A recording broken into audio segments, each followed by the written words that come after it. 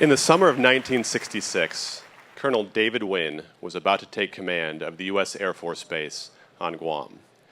He had spent the last 20 years as an Air Force officer flying over Europe in World War II, then flying over Korea during that conflict. He had 4 kids and a wife and was looking forward to 3 years of well-deserved rest. Then the unthinkable happened.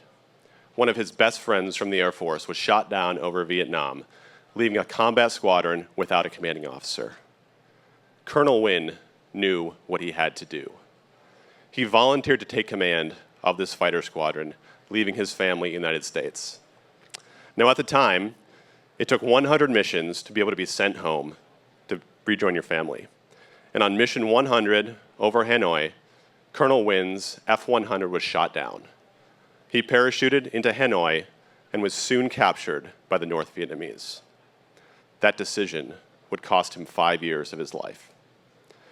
Now, many of you have probably heard about the Hanoi Hilton, but in that area, 500 American aviators spent years of their lives undergoing deep torture.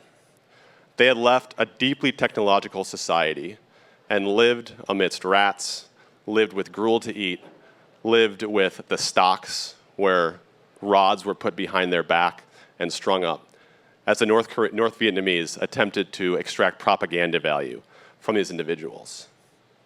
Many Americans forgot about them. Some, like Jane Fonda, mocked them, but they never lost faith. There was one aviator who got a care package from home, and in that care package was a t-shirt. He found scraps around the prison and sewed an American flag out of the scraps, and each day, the prisoners would arise and say the Pledge of Allegiance. After a few days of this, the North Koreans were furious. They burst into this man's cell, removed him, took him to this torture chamber, and tore up the flag. After hours of screams and beatings, they brought this man back to the cell. As soon as his captors left, beaten, bloodied, he crawled to the corner of the cell and began to re-sew that American flag. This was a man who knew his purpose. They were led by Jim Stockdale, who won the Medal of Honor for his work in this prison. Jim Stockdale was able to build and stitch a society together amidst this chaos. And the results were stark.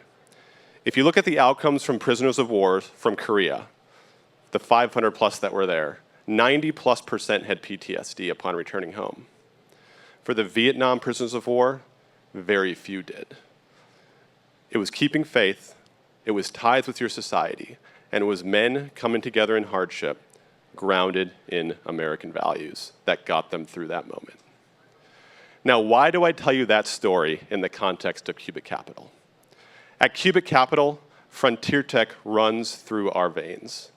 But we know that all technology is in service to people and to foundational beliefs.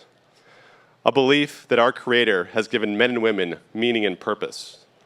A belief that our Creator has allowed America to be the beacon of freedom and hope across the world. And a belief that men and women are empowered to do hard things, to solve hard problems, and to provide safety and security for our society. The men in the Hanoi Hilton saw the stars and stripes as something more than just a flag. It was a symbol for hope and freedom, something worth fighting for and dying for. The founders we support, many of whom are here, know that their greater purpose isn't just to make $1 billion. It's to build a society that's thriving and flourishing, that is safe and provides opportunity for millions. Now, it's worth noting that Colonel Wynn was my great uncle. Each day, as a young boy, I woke to the picture of him returning from 5 years in Hanoi as he hugged his elderly grandfather.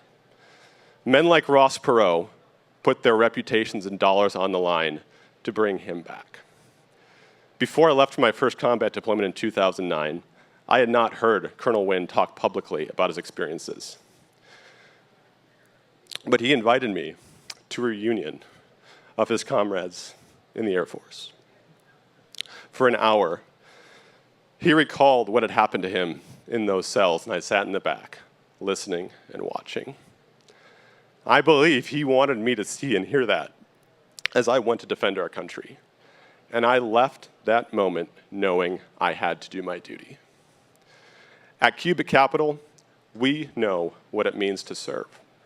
At Cubit Capital, we know why we're building and what it means to build. If you're a founder or a funder who resonates with those values, we want you to join us. Thank you.